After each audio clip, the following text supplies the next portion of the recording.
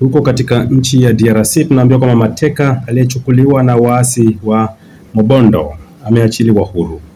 Taarifa inasema kwamba Divine Makanda, mateka wa kike aliyekuwa anashikiliwa na waasi wa Mobondo katika eneo la Kwamoth kwenye wilaya ya Mai Ndombe nchini DRC, ameachiwa huru hapo jana, ikiwa imepita miezi 6 hivi baada ya kutekwa kwake. Taarifa hii inaeleza kwamba kuachiwa kwake kulijiri baada ya operesheni iliyoongozwa na wanajeshi wa DRC FARDC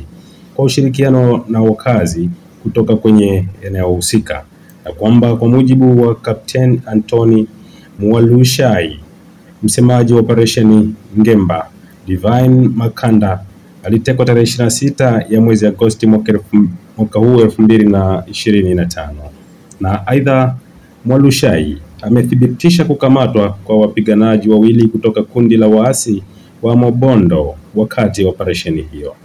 na wakazi kutoka katika maeneo mengine yenye utovu wa usalama wametakiwa kushirikiana na wanajeshi katika vita dhidi ya utovu wa usalama, imesema ripoti ya mtandao wa Radio Okapi.